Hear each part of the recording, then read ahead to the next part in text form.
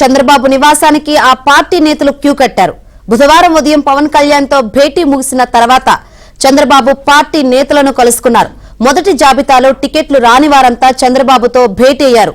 Senior నేతలు సోమిరెడ్డి చంద్రమోహన్ రెడ్డి, కళా వెంకట్రావు తమ టికెట్ల విషయంపై చర్చించారు. 2-3 రోజుల్లో క్లారిటీ ఇస్తామని నేతలతో చంద్రబాబు చెప్పినట్లు తెలిసింది. ఆ తర్వాత చంద్రబాబు పార్టీ సీనియర్ నేతలతోనూ భేటీ అయ్యారు.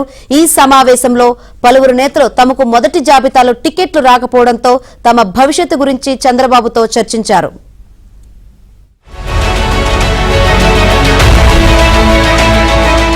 టీడీపీ అధినేత చంద్రబాబు బుధవారం పలువురు పార్టీ నేతలతో సమావేశమయ్యారు. టీడీపీలో మంగళవారం సాయంత్రం జైహో బీసీ సదస్సులో చేరిన మాజీ మంత్రి గుమ్మనూరి జయరాం బుధవారం చంద్రబాబు నివాసానికి అనుచరులతో కలిసి వచ్చారు. వారందరినీ చంద్రబాబు సమక్షంలో పార్టీలో చేర్చారు.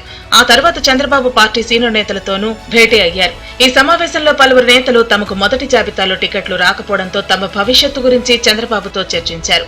పార్టీ సీనియర్ నేత కళా వెంకట్రావు ఈసారి కూడా ఎచ్చల నియోజకవర్గం నుంచి పోటీ చేయాలని భావిస్తున్నారు. మొదటి జాబితాలో టికెట్ రాకపోవడంతో ఆయన బుధవారం చంద్రబాబును కలిశారు. ఎంపీగా పోటీ చేస్తే బాగుంటుంది కదా అని చంద్రబాబు కళా వెంకట్రావు వద్ద ప్రస్తావించినట్టు తెలిసింది. అయితే తాను అసెంబ్లీకే పోటీ చేయాలని భావిస్తున్నట్టు ఆయన చంద్రబాబుకు చెప్పారు.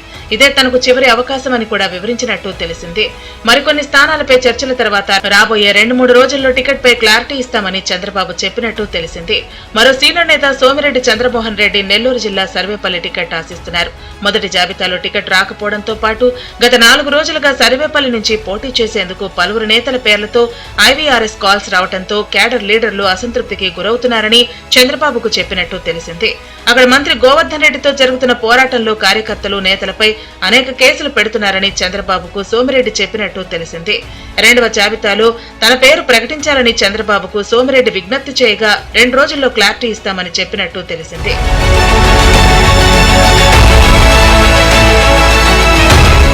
టీడీపీ అధినేత చంద్రబాబుతో నర్సరావుపేట ఎంపీ లావు శ్రీకృష్ణదేవరాయలు భేటీ అయ్యారు. ఆయనతో పాటు పల్నాడు జిల్లా పార్టీ అధ్యక్షులు జీవీ ఆంజనేయులు కూడా చంద్రబాబును కలుసుకున్నారు.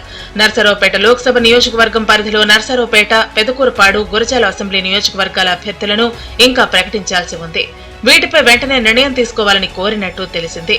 గురజాలకు ఎరపతినేని శ్రీనివాసరావు పేరును దాదాపుగా ఖరారు చేసినట్టు తెలిసింది. పెదకూరుపాడుకు భాష్యం ప్రవీణ్, కొమ్మాలపాటి శ్రీధర్ పేర్లను పరిశీలిస్తున్నారు.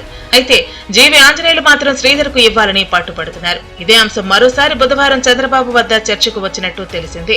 నర్సరావుపేట ప్రస్తుత ఇన్ఛార్జిగా ఉన్న అరవింద్ బాబు పేరును ఖరారు చేస్తే ఎలా ఉంటుంది అనే అంశంతో పాటు ఇతర అభ్యర్థుల పేర్లను కూడా వీరి మధ్య చర్చ జరిగిందని తెలిసింది. శ్రీకాకుళం ఎంపీ రామ్మోహన్ నాయుడు కూడా చంద్రబాబును కలుసుకున్నారు. ఆయన పార్టీ నేత బండారు అప్పలనాయుడును వెంట పెట్టుకుని చంద్రబాబు నివాసానికి వచ్చారు. అప్పలనాయుడు తండ్రి మాజీ మంత్రి బండారు సత్యనారాయణమూర్తి పెందుర్తి టికెట్ ను ఆశిస్తున్నారు. మొదటి జాబితాలో ఆయన పేరు రాకపోవడంతో రామ్మోహన్ నాయుడు చంద్రబాబుతో ఈ అంశంపై చర్చించారని తెలిసింది. చంద్రబాబుతో పార్టీ సీనియర్ నేత గౌతు శివాజీ భేటీ అయ్యారు. పలాస టికెట్ అభ్యర్థిని మొదటి జాబితాలో ప్రకటించలేదు.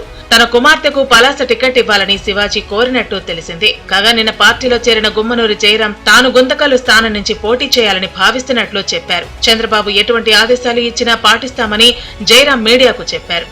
పెద్ద ఆయన ఎక్కడి నుంచి పోటీ చేయాలని చెప్పినా కూడా అక్కడికి చూచా తప్పకుండా ఖచ్చితంగా పోటీ చేసి ఘన విజయం సాధిస్తానని చెప్పేసి నేను స్పష్టంగా చెప్పలేదు.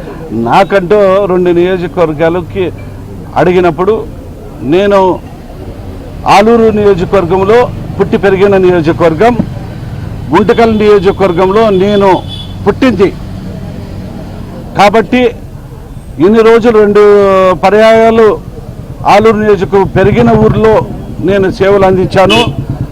ఇప్పుడు నా పుట్టిన గ్రామాలు గుంతకల్ తాలూకాకి నేను అభ్యర్థిగా ఖచ్చితంగా సేవలు అందించాలని చెప్పేసి నేను అనుకుంటున్నాను. చంద్రబాబును కలిసేందుకు అనేక మంది నేతలు ఆయన నివాసానికి వచ్చారు. అయితే చంద్రబాబు హైదరాబాద్ వెళ్లాల్సి ఉండటంతో అందరినీ కలిసి వెళ్లిపోయారు.